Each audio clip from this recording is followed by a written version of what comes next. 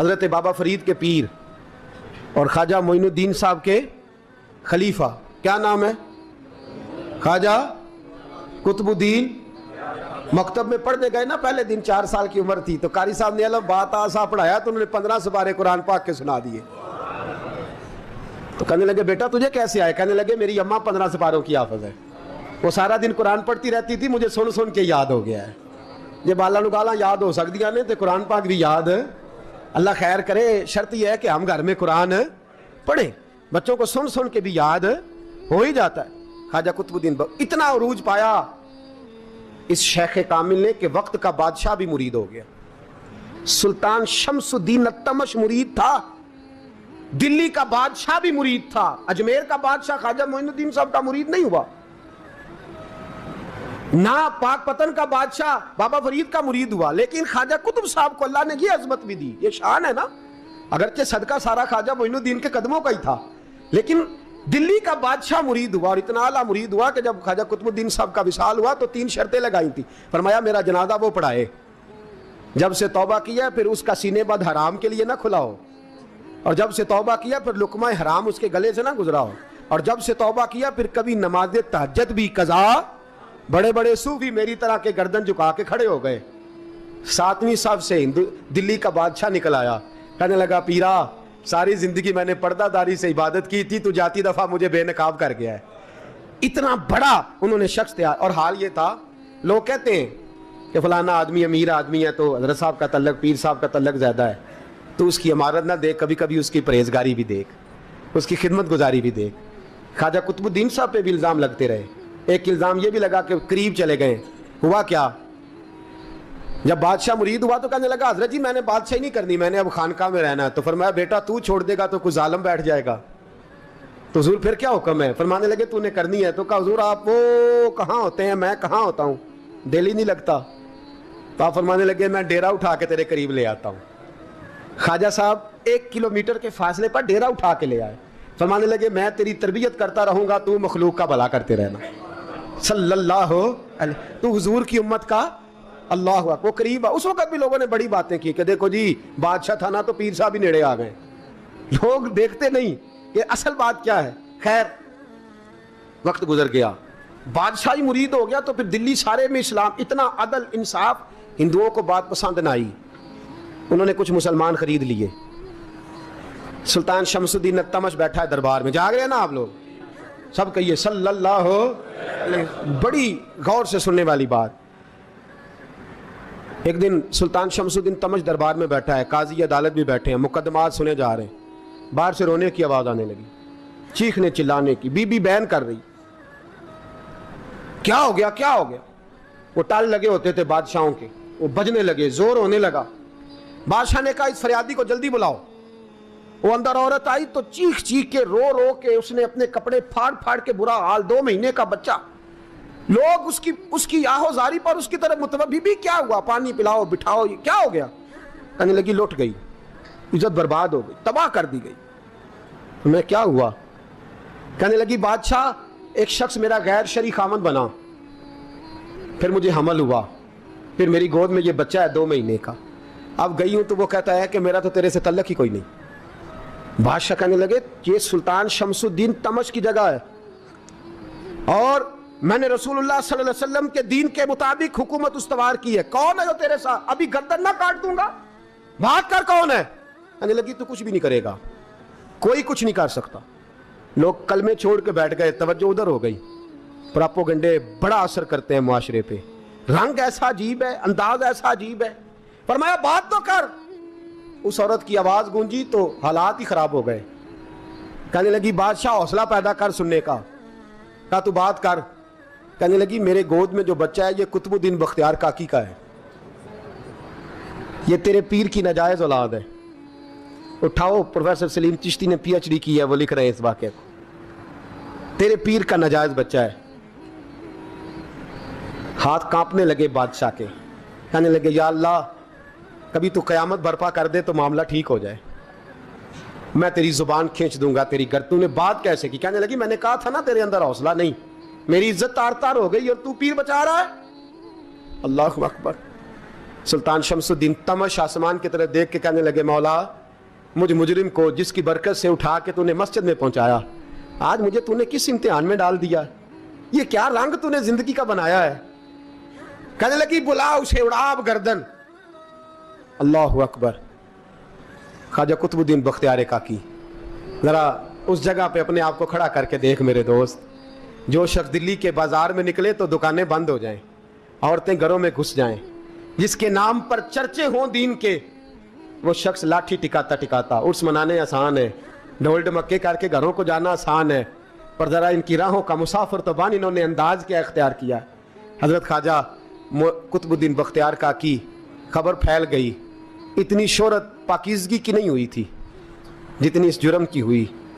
लाठी टिकाते टिकाते जब पहुँचे ना बादशाह के दरबार में, बादशाह उठने लगा, काजी उठने लगा, लोग उठने लगे, तो कुतुबुद्दीन बख्तियार काकी की आंखों में आंसू आए। माने लगे, बेटो बैठ जाओ, आज मैं पीर बन के नहीं आया, मैं मुजरम बन के आया। और कहा, मेरे मालिक का इंसाफ भी देखो। दिल्ली का पीर आज दिल्ली की अदालत में अपने ना करदा जुर्म की सफाई देने आया है। बड़ी लाठी पे टेक लगाई। दिल्ली की गलियां भी रोती हैं कि ये क्या रंग, अल्लाह ये तेरा क्या रंग है? ये ते मैं गुड्डी ते हथ डोर सजन दे, ओ जे सोना ही मेरे दुख विच राज, ते मैं सुख नू चुल्हे डावां, पर यार फरीदा कदी बिल पे सोना, यार फरीदा जे कदी।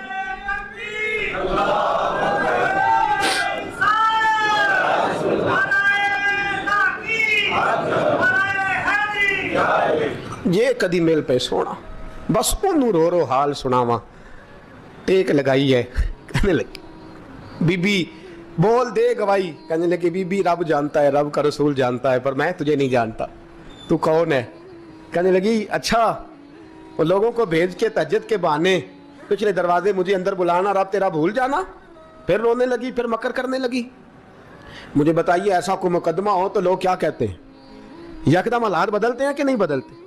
दिल्ली का माहौल ही बदल गया, सारा हराम ही बदल गया।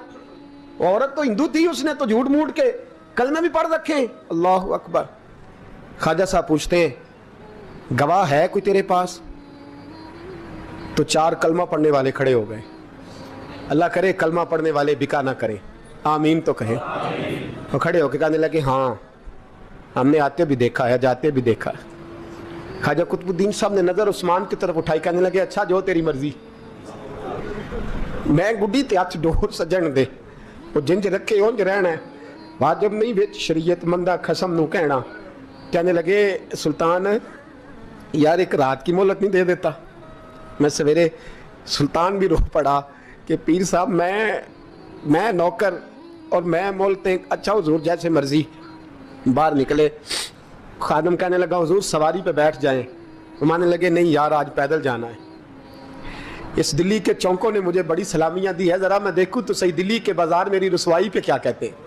मुझे ज़रा ये पत्थर भी खाने दे, इनका जायका भी। पैदल गए, दुनिया सो गई तो दिल्ली के बादशाह ने अजमेर की तरफ मुँह किया। ख्वाजा मोइनुद्दीन हयात थे। बेखबर हो जो गुलामों से वो आका क्या है, बेखबर हो जो गुलामों से वो मुँह किया। कहने लगे, मोइनुद्दीन मैं कोई लवारस तो नहीं ना, मैं कोई लवारस हूँ कि यहाँ जो मेरे साथ मर्जी हो जाए? तेरी मजबूरियाँ दुरुस्त, मगर तेरा वादा था साथ देने का, वक्त आया है। मैं कोई लवारस नहीं कि अब तू अजमेर में बैठा रहे और मैं दुख सारा अकेले बर्दाश्त करूँ। बुढ़ापे का मुझे भी पता है, कमज़ोरी का मुझे भी पता है, ज़ोफ़ का मुझे भी पता है, पर तत्ती थोड़े थकड़े खानदड़ियाँ, मैं भी तो तेरे नाम तो मुफ्त भी खानदड़ियाँ। मुझे भी तो पता है ना, मनम गुलाम अली हैदरीयम कादरीयम तमज़ अहमद रज़ा खामी ज़नम। मैंने भी तो अपना नाम नहीं ना जपा, तेरा ही जपा है सारी ज़िंदगी।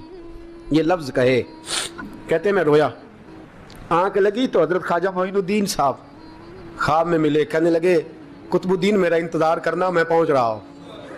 मेरा इंतज़ार करना, मेरा इंतज़ार। क्या कहा मियाँ साहब ने? कहते हैं, माली दा कम पानी देना, फल कच्चे होण या पक्के, ये पीर मुरीद दे सिर ते ही रहिंदा है, झूठे होण या सच्चे। मैं आया, फिक्र ना करना। हजरत सवेरे उठे, फिर गए अदालत।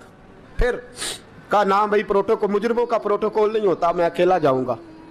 जिसके आगे पीछे नारे होते तने तनहा। 2-4 मिनट ज्यादा ले लूं आज आप हजरात। कहते मैं पहुंचा अदालत और जाके जब कहा ना कि हाँ जी हुजूर बताइए, गवाह भी खिलाफ है, मुकदमा बोलें, तो कहने लगे मुझे मेरे शेख ने हुक्म दिया है कि मेरा इंतजार करना। फिर वो जो बातें करने वाले थे कहने लगे जी कौन गया था अजमेर, कौन आया वहां से, हमें रूहानी बातें ना बताई जाएं, यहाँ से तो एक दिन में पहुंचा नहीं जा सकता, ट्रेन भी 36 घंटे लेती है दिल्ली से जाने में। तो कहा यह कैसे हो सकता है, कोई रात को रात आपको खबर हो गई, आप केस को लंबा ना करें, बादशाह मुरीद है, लगता है कि ये रातों रात भगा देगा पीर को। इतनी बातें ख्वाजा साहब ने सुनी। जब बेगुनाह आदमी को ये बातें सुननी पड़ती हैं फिर दिल बड़ा टूटता है, फिर बड़ी तकलीफ होती है। हजरत कहने लगे यारो तुम्हारी मर्जी। शमसुद्दीन तमश की आवाज गूंजी, फरमाया जैसे इन्होंने कहा वैसे किया जाएगा। 3 दिन के लिए अदालत बर्खास्त कर दी जाती है। चिम गोइयां होने लगी, फब्तियां कसी जाने लगी। तीसरे दिन शाम का वादा था, चौथे दिन अदालत जाना था। कुतुबुद्दीन बख्तियार काकी के पास लोग आके अफसोस करते तो आप बोलते नहीं, यहाँ तो लोग सफाइयाँ देते बोलते नहीं। फरमाते यार मैं गुड्डी ते हथ डोर सज्जन दे, वो जिंज रखे मैं उंज ही रहना है, जैसे उसकी मर्जी वैसे। जेड़ियां गुड्डियां आप ही उड्डियां हो ना चढ़न उचाइयां, ਉਹੀ गुड्डियां उच्चियां उड्डियां जेड़ियां साइयां आप चढ़ाइयां। फरमाया ठीक है जैसे वो रखे मैं राजी हूं। अल्लाह अकबर। तीसरे दिन की मगरब का वादा था। जब मगरब का सूरज डूब गया ना, बड़े काफले अजमेर से आए पर मोइनुद्दीन ना आया। वादा किया था यार ने आऊंगा दिन ढले। वो ख्वाजा गुलाम फरीद साहब रहमतुल्लाह ताला अलैह फरमाया करते थे ना, कव्वा खाने लगा आंखें तो कहने लगे कागा ये तन सारा ही खाइयो, मेरा चुन चुन खाइयो मास, मेरे 2 नैन ना खाइयो, मैनू पिया मिलन दी आस। ने कहा सारा खा जा, आंखें छोड़ दे। उसने कहा था मैं आऊँगा, इंतज़ार लंबा हो गया है पर मेरी उम्मीद तो नहीं ना टूटी। मगरब की अजान हुई तो लोग कहने लगे लो जी आप बस हो गई। ख्वाजा कुतुबुद्दीन साहब ने अल्लाह अकबर कह के मगरब की जमात जब मैदान में खड़ी की तो अपनी भी चीख निकल गई, आई नहीं। लेकिन जब नमाज का सलाम फेरा तो ख्वाजा मोइनुद्दीन साहब की 2 रकतें अभी बाकी थी। ख्वाजा साहब पीछे नमाज पढ़ रहे हैं, सलाम फेरा और नमाज के बाद जब उठे ना तो ख्वाजा साहब के सीने के सीना लगा। तो कहा हज़रत जी मैं शहजादा था, आपने कहा था खुश्क रोटी खाना तो मैंने खुश्क ही खाई है, आपने कहा था फाके करना तो मैंने किए हैं, आपने कहा वतन वापस नहीं जाना तो मैं नहीं गया। हुजूर इस इम्तिहान का आपने बताया ही नहीं था, ये मुझे बता जाते अब इस सफ़ेद दाढ़ी से मैं जवाब देता फिरूं। ख्वाजा मोइनुद्दीन साहब ने झटका, पीछे हट, तू ज्यादा इज्जत वाला है कि यूसुफ ज्यादा इज्जत वाला था, तू ज्यादा मकाम वाला है कि आयशा ज्यादा मकाम वाली थी, चुप कर, ये कुछ सूफिया का तरीका है, चुप कर। अर्ज की हुजूर गलती हो गई, मैं पहले नहीं रोया, तू मिला है तो रोया हो, मैं पहले नहीं तड़पा, मैंने शिकवा नहीं, तू मिला है, अपना ही को मिले तो दुख याद आते हैं ना। पर मैं चुप कर, जा सुल्तान से कह दे सवेरे नमाज के बाद अदालत लगा दे। सवेरे जब अदालत लगी ना तो ख्वाजा मोइनुद्दीन साहब बाजू पकड़ा ख्वाजा कुतुब साहब का, निकले तो देखा लाइनें लगी हैं, मजमा लगा है, आंखों में आंसू आ गए। कहा हुजूर आप क्यों रोते हैं? फरमाया मेरा दिल था लोग मेरे कुतुब की शान देखने आए, ये कितने बदबख्त हैं, मेरे कुतुब की रुसवाई देखने आए, कितने नालायक हैं, रुसवाई देखने इतने आए हैं, शान देखने आते ही नहीं। अल्लाह अकबर। जब मैदान लगा ख्वाजा साहब पहुंचे, औरत को कहने लगी अल्लाह से डर जा, वक्त थोड़ा है, तू मर जाएगी। कहने लगी मुझे दास्तानें ना सुनाएं। काजी साहब से कहने लगे काजी साहब आप हकीकत हाल से आगाह हैं, ख्याल करें। कहने लगे ख्वाजा साहब दलीलें ना दें, गवाह लाएं, वाद ना करें। ख्वाजा साहब रहमतुल्लाह अलैह कहने लगे गवाहों को बुलाओ। गवाह आए तो ख्वाजा मोइनुद्दीन साहब ने नजर, तुम हो मेरे कुतुब पर, मेरे कुतुब के जुर्म के गवाह। उनकी जुबानें कांपने लगी, हाथ कांपने लगे, मैं बोलते क्यों नहीं? जब उनकी नजरें झुकी तो बादशाह कहने लगा अगर अब तुमने गवाही ना दी तो तुम्हें मैं मुजरम बना के 80-80 कोड़े मारूंगा। कहने लगा जी देखा है हमने तहज्जुद के वक्त। जब सब गवाहियां पूरी हो गई, औरत भी तड़प रही है, रो रही है, 2 महीने का बच्चा गोद में है। अब बोलिए बोलिए, उलमाए ज़वाहिर भी खड़े हैं, हसद करने वाले जलने वाले भी खड़े हैं, हिंदू तो वैसे ही तालियां बजा रहे हैं। अजमेर का बूढ़ा, और ये आखिरी फेरा था ख्वाजा मोइनुद्दीन का दिल्ली में। उसके बाद ज़ाहिरन दोबारा नहीं आए, उठे लाठी टिकाते टिकाते और मैदान के अंदर जाके ना, बड़े मैदान में मजमा था, सर सजदे में रखा, कहेंगे या अल्लाह मैं हिंदुस्तान मर्जी से नहीं आया, तेरे रसूल का भेजा आया। फिर उठे और कहने लगे मौला تیرے نبی کا فرمان ہے کہ میری امت کے علماء بنی اسرائیل کے نبیوں کی طرح ہوں گے. اگر یوسف کے لیے بچہ بول سکتا ہے تو میرے کتب کے لیے بھی بولنا چاہیے. اگر یوسف علیہ السلام کے لیے بول سکتا ہے تو میرا قطب الدین بھی سچا ہے. اس کے لیے پھر اٹھے, اس بی بی کی طرف بڑھے. لوگ کہنے لگے نہ جانے اب کیا ہوگا. جب اجمیر کے بادشاہ نے, عطا رسول نے, ہند الولی نے, امام الاولیاء نے کپڑا کھینچا اور کہنے لگے وہ بچے تو جانتا ہے نا تیرا باپ کون ہے, 2 مہینے کا بچہ. جب نانا بولا تو بی بی کہنے لگی اب کیا کر رہے ہو, بچے بھی کبھی بولنے ہیں. میں بی بی چپ کر, ان اللہ علی کل شیء قدیر, میں کمزور رب کا ماننے والا نہیں, قدرتوں والے رب کا ماننے والا ہوں.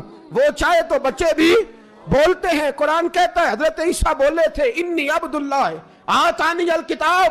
مریم بھی تو ولی اللہ تھی, وہ نبی تو نہیں تھی. اگر ولی اللہ بنی اسرائیل کا ہو بچہ بول سکتا ہے, تو اگر ولی اللہ محمد عربی کی امت کا ہو تو بچہ پھر بھی بول سکتا ہے. یوں کپڑا ہٹایا, بچہ بول. 2 مہینے کا بچہ ماں کی گود میں اٹھ کے بیٹھ گیا اور بچہ بول کے کہنے لگا السلام علیکم یا ولی اللہ. جب یہ لفظ ادا کیے تو نعرے لگنے لگے, لوگ رونے لگے. بی بی بے ہوش ہو کے گری, فرمانے لگے مجھے سلام نہ کر, میرے کتب کی بات بتا. کہنے لگا قسم ہے اللہ کی عزت کی, وہ سامنے مجمع جو سردار بیٹھا ہے وہ میرا باپ ہے. قطب الدین تو بے گناہ ہے, قطب الدین تو بے گناہ ہے, میرا باپ تو وہ بیٹھا ہے. یہ قاضی بھی سازش میں شریک ہے. کئی مسلمان خریدے گئے, یہ گواہ خریدے گئے. جب گواہی ہو گئی, بچہ یہ لفظ کہہ کے اللہ اکبر کہتا ہوا پھر چپ کر گیا. خواجہ قطب الدین صاحب کا بازو پکڑا, خواجہ معین الدین صاحب نے مجمع سے باہر نکلے. لوگ کہنے لگے حضور آپ کچھ بولتے نہیں. فرمانے لگے جس نے بولنا تھا وہ بول چکا ہے, جس نے بولنا تھا وہ, جو جادو وہ جو سر چڑھ کے بولے. فرمایا تم نے فارم پہ نظر رکھی اور میں نے اللہ کی قدرت پہ نظر رکھی. تم نے اس کے کردار کو جھجھوڑا اور میں نے اس کے کردار کو تعمیر کیا. حضرت سلطان شمس الدین تمش بھی پیچھے دوڑے, کہا حضور کہاں لے جا رہے ہو؟ فرمایا کتب میرا آیا, میں جمائر ساتھ لے کے جا رہا ہوں. اب میں نے اپنا بچہ تمہارے سپرد, اب میرے پاس رہے گا.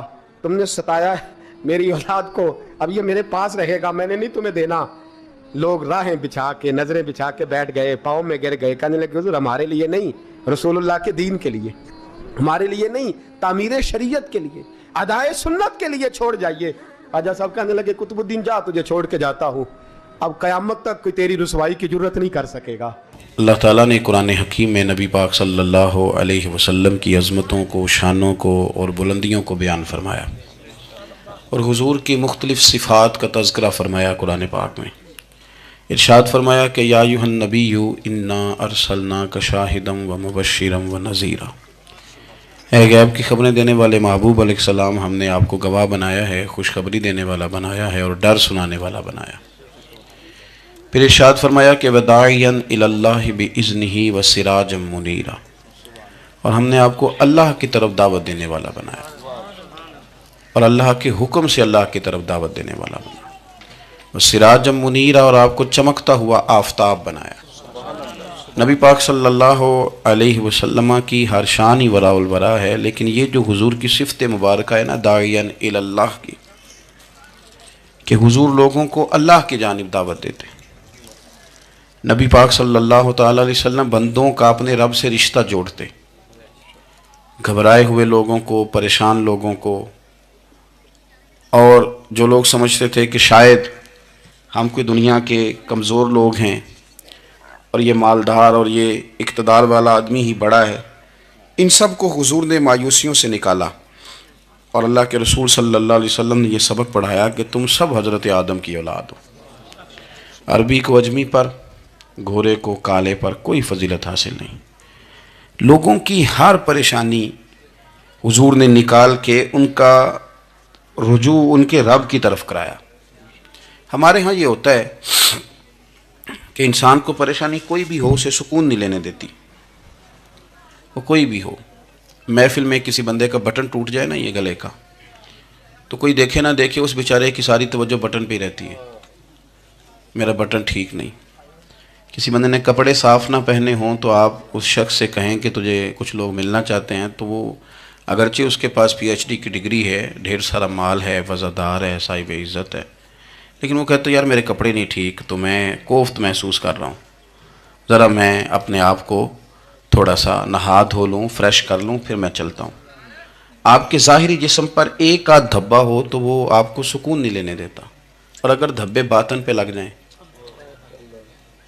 بہت سارے دھبے ہیں جو باطن پہ ہوتے ہیں، مجھے جان لو، مجھے پہچان لو، میرا بھی کوئی نام ہے، میں بھی کچھ ہوتا ہوں، یہ بھی ایک دھبا ہے، ایک مصیبت ہے۔ اور میری عزت کرو، مجھے بھی کسی طریقے سے کسی نشست پہ جگہ دو، یہ بھی ایک دھبا ہے۔ یہ ہمارے ہاں، ہمارے ملک کے اندر سیاستدانوں سے لے کر مذہبی لوگوں تک الا ماشاءاللہ پروٹوکول کا ایک مزاج آیا ہے، یہ بھی بڑی دشواری پیدا کرتا ہے عام لوگوں کے لیے، بڑی آزمائش میں لوگ آ جاتے ہیں۔ حسد کر لینا، کسی بندے کی نعمت کو دیکھ کے جلنا، یہ بھی آپ کو بڑا بے سکون رکھتا ہے۔ تکبر کرنا کہ میں کوئی چیز ہوں اور باقی کو تھوڑے سے مجھ سے چھوٹے ہیں، یہ سارے دھبے، یہ ساری نقصان کی چیزیں۔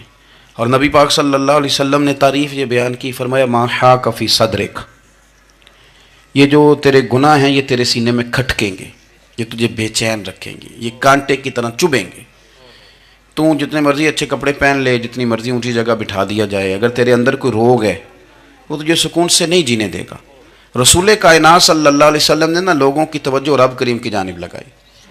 حضور نے لوگوں کو بتلایا کہ تمہارا رب نا عاجزی کو پسند کرتا ہے، تمہارا رب سادگی کو پسند کرتا ہے، تمہارا رب انسانوں سے پیار کرنے والے کو پسند کرتا ہے۔ حضور سید عالم صلی اللہ علیہ وسلم نے ہمیں یہ سبق پڑھایا کہ زیادہ باتیں کرنے والے کو نہیں، اللہ سچ بولنے والے کو پسند کرتا ہے۔ بہت اونچے اور لمبے چوڑے دولت والے اور مالدار آدمی کو نہیں، بلکہ جو آدمی دیانت داری سے زندگی گزارے، رب اس کو زیادہ محبوب رکھتا ہے۔ تو ہماری یہ جتنی بھی آزمائشیں ہیں، میلاد والے محبوب صلی اللہ علیہ وسلم نے نا یہ ساری ہماری دور فرما دی، ساری۔ آپ دیکھیں ہمارے ہاں ایک بیماری ہوتی ہے، وہ تکبر کی بیماری ہے، اور وہ صرف مالدار کو نہیں ہوتا، بلکہ حضرت سعدی شیرازی فرماتے ہیں کہ میں نے بہت سارے جھکے ہوئے لوگوں میں تکبر دیکھا ہے۔ جو بڑا میٹھا بولتے ہیں نا، کئی دفعہ کہتے ہیں جی کیا بات ہے جی، سبحان اللہ، ماشاء اللہ، بڑا میٹھا بولتے ہیں، تو یہ نہیں میٹھا نہیں بول رہے ہوتے، یہ آپ کو شیشے میں اتار رہے ہوتے ہیں۔ آپ نے کسی کی تعریف کرنی ہے تو پشت کے پیچھے کریں، وہ اصل تعریف ہے۔ آپ کوئی ایسا کام نہ کریں جس سے چھلکے لفظوں میں کہ میں نے کسی کو بنایا ہے، اس سے نا آپ کو خود محسوس ہوگا کہ میں حقیقت پہ زندگی نہیں گزار رہا، میں تو کوئی اداکاری کر رہا ہوں۔ اور جو لوگ کہتے کچھ اور ہیں، کرتے کچھ اور ہیں، تو وہ خود بڑے پریشان رہتے ہیں، وہ جانتے ہیں کہ یار یہ میں کہاں الجھ گیا ہوں۔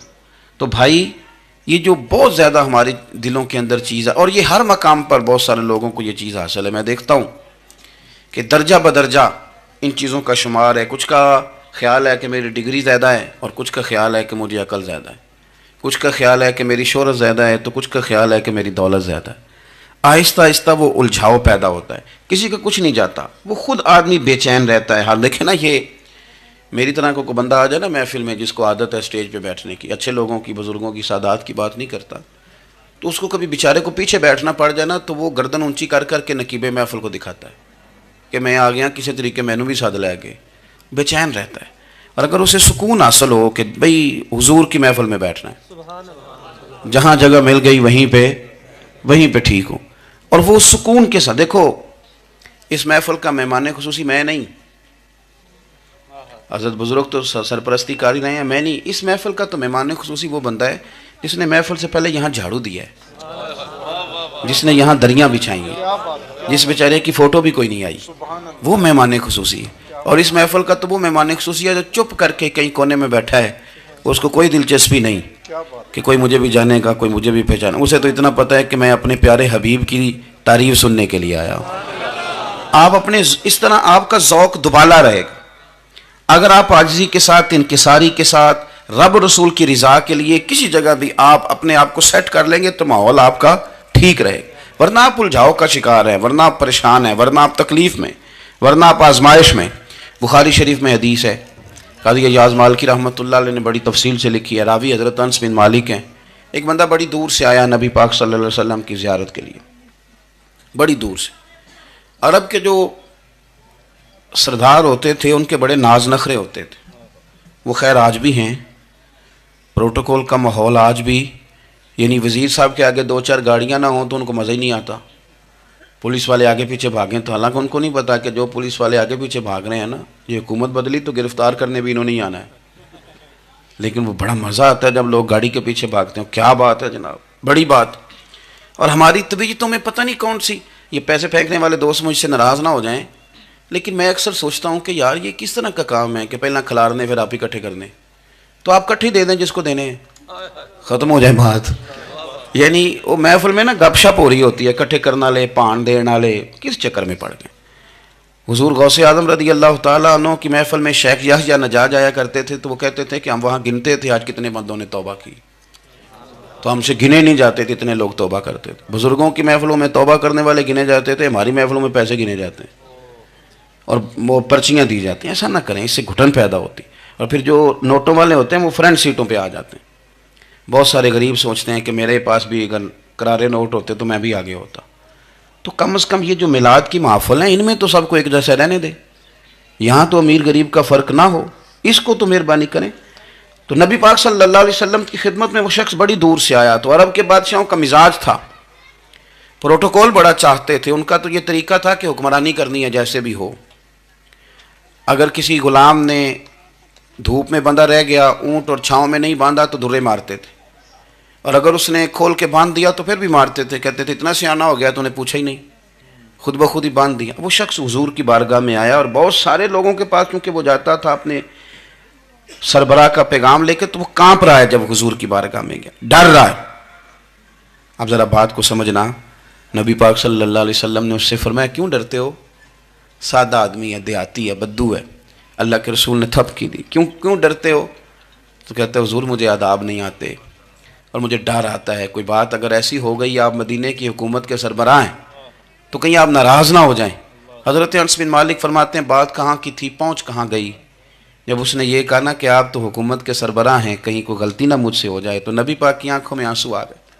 हुजूर रोने लगे और नबी पाक सल्लल्लाहु अलैहि वसल्लम फरमाने लगे ना भाई, तो किसी हुकूमत के सरबराह के पास नहीं आया ना, तू तो उस बेटे के पास आया है जिसकी माँ गोश्त के खुश्क टुकड़े खा के भी गुजारा कर लेती। मैं तो एक गरीब माँ का बेटा हूँ।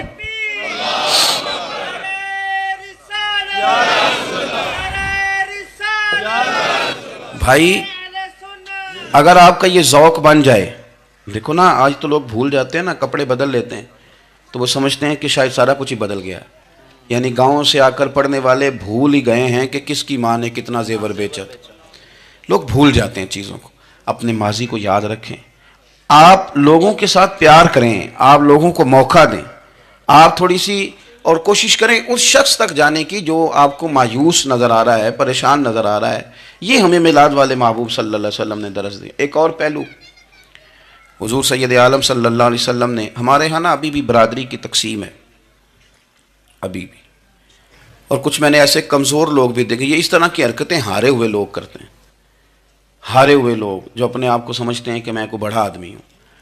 बड़ा आदमी तो अपने अखलाक से होता है, अपने किरदार से होता है, अपनी सखावत से होता है, लोगों से प्यार करने से होता है। बाकी ये कि बैठ के कहानी सुनाना कि मैं बड़ा कुछ करता हूँ, तो जो कुछ करता होता है उसे सुनाने की कोई ज़रूरत है। एक और बहुत सारे लोग आप ताज़ियत करने जाए ना वालिद के इंतकाल के बाद, तो उन बेचारों को बताना पड़ता है कि अब्बा जी मेरे बगैर दवाई नहीं खाते थे। तो मैं कहता हूँ अगर तेरे बगैर नहीं खाते थे फिर बताने की ज़रूरत नहीं, फिर तो सारे गाँव को पता होगा कि तेरे बगैर नहीं खाते थे। और अगर कोई दाल में काला है तो फिर तेरी वजाहत कोई बंदा कबूल नहीं करेगा। तो आपको बताना क्यों पड़ रहा है और आप बार बार इस बात का जिक्र क्यों कर रहे हैं कि हम बहुत बड़े कबीले के हैं? साहब अगर आप बड़े कबीले के हैं तो पता होगा सारे इलाके को आप कितना लोगों का ख्याल करते हैं, आप किस कदर मोहब्बत करते हैं, आपका अंदाज़े करीमाना किस तरह का। फिर आपको बताने की कोई ज़रूरत नहीं होती, फिर खुद ब खुद खबर होती है। हज़रत सैयदना अबू ज़र ग़िफ़ारी रदी अल्लाह ताला अन्हु, कबीला बनु गफ़ार एक बड़ी शाख थी कबीलों में से। जो लोग उस ज़माने में मालदार कबीलों से ताल्लुक़ रखते थे उनमें से एक बड़ा नाम था। सारी ज़िंदगी चौधराहट की, लेकिन मिलाद एक इनकलाब का नाम है। मैं मिलाद मनाने वाले दोस्तों से गुजारिश करता हूँ कि आप हर साल मिलाद मनाएं और हर साल मिलाद के बाद आप थोड़े बदल भी जाएं, यानी थोड़े से बदल जाएं। कुछ लोग कहें यार ये दाढ़ी मैंने ना 12 रबीउल अव्वल वाले दिन रखी थी, ये मेरी मिलाद वाली दाढ़ी है। और दाढ़ी रखें भी नबी पाक की मर्ज़ी की। किसकी मर्ज़ी की?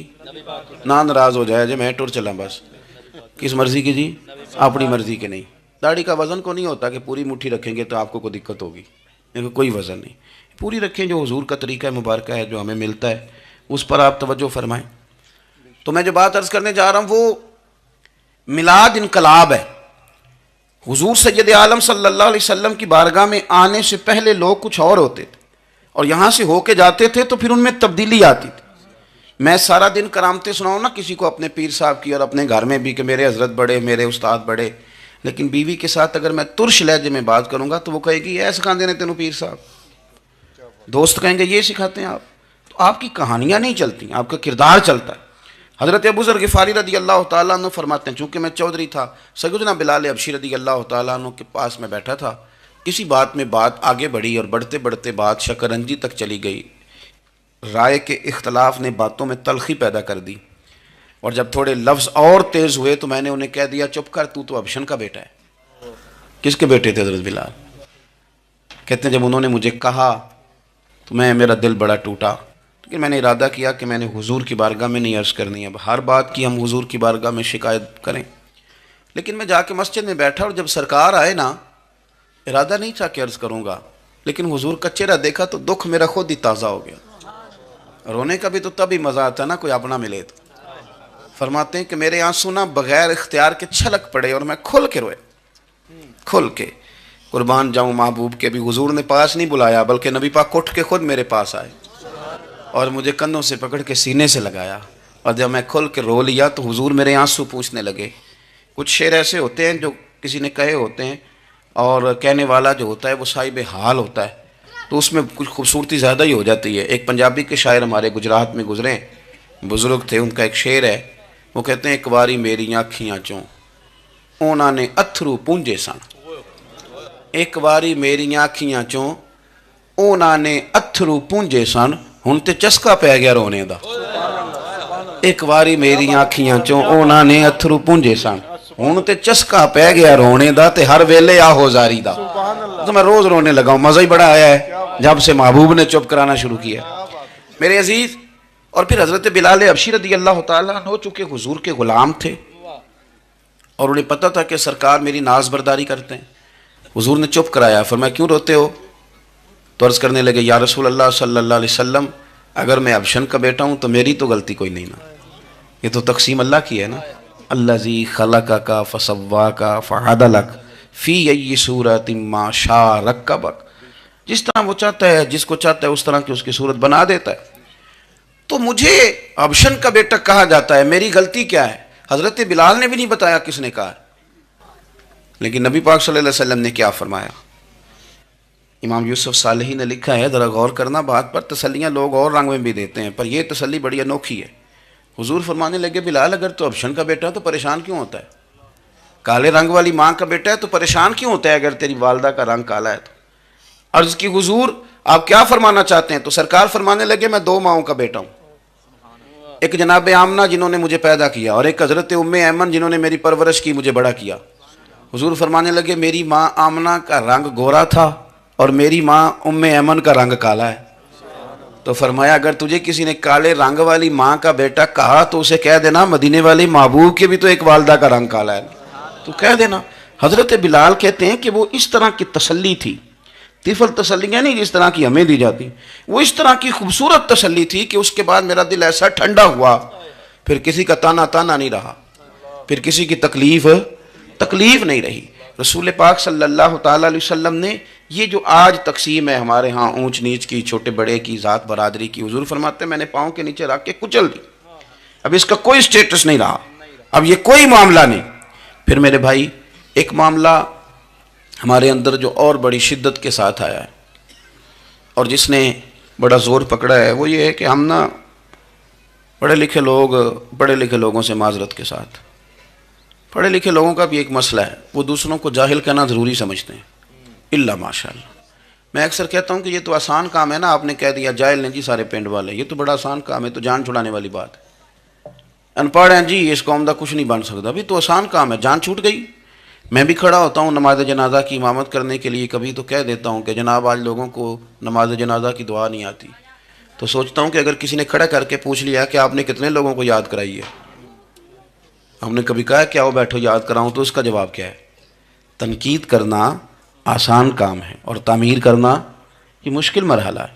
عزیز دوست، ہمارے ہاں نا ان پڑھ بندے کے ساتھ اور اس بندے کے ساتھ جس کی سوچیں محدود ہیں ہمارا رویہ اتنا تلخ ہوتا ہے۔ بھائی مزہ تو تب آتا ہے نا جب آپ کو کچھ لوگ کہتے ہیں میں اچھے کے ساتھ اچھا ہوں، تو اچھے کے ساتھ تو ساری دنیا اچھی ہوتی ہے، آپ نے اس میں کیا کمال کیا؟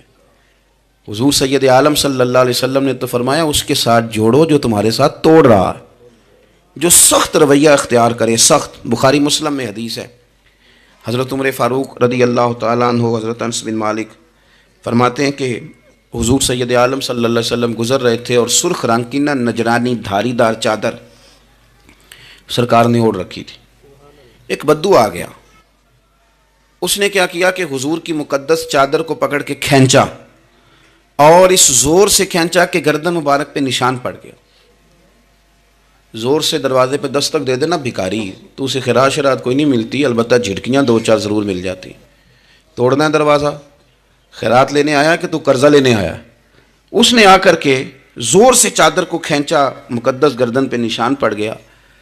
سرکار نے رخ انور پھیرا، کہتا پتہ کیا ہے، میں غریب آدمی ہوں، کچھ مانگنے آیا ہوں۔ بھئی تو گلے میں چادر ڈال کے مانگے گا؟ لیکن یہ آپ کا کمال ہے، یہاں اب آپ کے علم کا، آپ کے حوصلے کا، ظرف کا پتہ چلتا ہے۔ کھینچی چادر، کچھ مانگنے آیا ہوں، اور صحیح بخاری کے لفظ یہ ہیں کہ فَالْتَفَتَ إِلَيْهِ فَضَحِكَ، جب محبوب نے اس کی طرف توجہ کی، اس کی بات سنی، اس نے گلے میں چادر ڈال کے کھینچا ہے، نشان ڈال دیا ہے، لیکن جب حضور نے توجہ کی تو فَضَحِكَ، نبی پاک نے مسکرانا شروع کر دیا۔ حضور مسکرائے، یعنی چادر ڈال کر کھینچنے والے، اور یہ چیز آپ کو بڑا کر دے گی۔ آپ یقین کریں، آپ کو کسی نے برا کہا تو آپ نے ڈبل برا کہا تو آپ تنگ ہوں گے۔ ہنڈیا جب جلتی ہے تو اس کے کندھے، ابلتی ہے تو اس کے کندھے جل جاتے ہیں۔ آپ کسی کو اینٹ کا جواب پتھر سے دے کے پریشان ہوں گے، لیکن اگر آپ نے کہہ دیا نا چل یار موج کر، ہور کر لے دو گلا، اور آپ ہنسیں، یہ بڑی پاکیزہ سزا ہے دشمن کے لیے، بڑی صاف ستھری۔ جتن جتن تے ہر کوئی کھیڑے، ہارن کھیڑ فقیرہ، جتن جتن تے سارے لوگ کر دینا کام جتنے والا، میں نے جیتنا ہے۔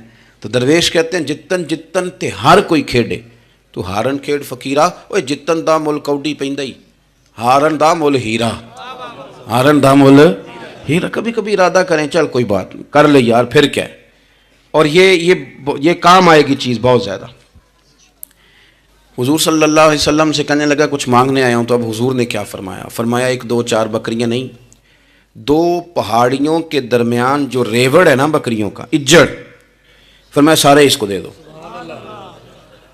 اب اس نے وہاں تو کوئی جملہ نہیں کہا، گھر چلا گیا اپنے گاؤں قبیلے، اور وہاں جا کے لوگوں سے کہنے لگا سارے ادھر بیٹھے ہو، جاؤ دوڑ جاؤ مدینے جا کے مصطفیٰ کا کلمہ پڑھو۔ کہنے لگے وہ تو اتنا دیتے ہیں کہ غربت کا ڈر بھی دور ہو جاتا ہے۔ تو نبی پاک صلی اللہ علیہ وسلم کا ان لوگوں کے ساتھ جو ان پڑھ ہیں، جو سادے، آج ہمارے بچے اپنے ابا جی کو بھی کہہ دیتے ہیں تسی پڑھے نہیں، ان دور بدل گیا ہے۔ میں ایک شادی کی تقریب میں جا رہا تھا، میرے آگے آگے والد صاحب کو بیٹا سمجھا رہا ہے، کہتے ابا جی ہن نہ اتنے جا کے نہ میٹھے چولاں تے سالن پا کے نہ کھایا جی، بندہ ماڑا لگتا ہے۔ تو میرا پیار تھا اس خاندان سے، میں نے اس بچے کو تھپکی دے کے کہا، میں کہ پتر تو ذرا لیٹ ہو گیا، جلدی ہوندا تے نہ سارے سیانے ہونا سی۔ یہ ہمارے بچے اب بجائے اس کے کہ وہ قائل کریں، کتنا آپ نے غلط جملہ کہا کہ ابا جی آپ پڑھے ہی نہیں، آپ نے کتنی غلط بات کر دی۔ امام اعظم ابو حنیفہ رحمۃ اللہ علیہ کا ایک شاگرد تھا، وہ تقریر اچھی کرتا تھا، تو امام صاحب رحمۃ اللہ علیہ کی والدہ فرمایا کرتی ہیں ابو حنیفہ جا اس سے جا کے یہ مسئلہ پوچھ کے آ۔ تو امام صاحب فرماتے ہیں اماں میں نہ بتا دوں، تو اماں کرتی تو تے بچہ تینوں کی پتہ ہوئے، حالانکہ وہ شاگرد ہے۔ تو امام صاحب پھر اس کے پاس جاتے، اس کو جا کہتے اس سوال کا جواب، تو کہتا استاد جی مجھے کیا پتہ ہے، آپ کو پتہ ہے ان مسئلوں کا؟ تو آپ فرماتے یہ میں پہلے تجھے بتاتا ہوں اس کا جواب، پھر تو مجھے بتا، اور پھر میں تیرا نام لے کے اپنی اماں کو مطمئن کروں گا۔ اس لیے کہ ماں باپ کو دلائل نہیں دیے جاتے، انہیں راضی کیا جاتا ہے۔ اور میں بچوں سے گزارش کروں گا ابا جی کو پیسے بھی دیں، اماں جی کے وہ کپڑے بھی لے کے دیں، لیکن ضروری یہ ہے کہ ان کو وقت دیں، ان کے پاس بیٹھیں، ان سے مشورہ کریں، ان کو آپ کے وقت کی ضرورت ہے۔ اس لیے حضور نے فرمایا ہے کہ اللہ نہ تمہاری جیب دیکھتا ہے نہ چہرہ دیکھتا ہے، وَلَٰكِن يَنْظُرُ إِلَىٰ قُلُوبِكُمْ، وہ جب دیکھتا ہے تمہارے دل دیکھتا ہے۔ تو اس پر توجہ رکھیں، یہ صاف ستھرا رہے تو بڑے سارے کام بن جاتے ہیں۔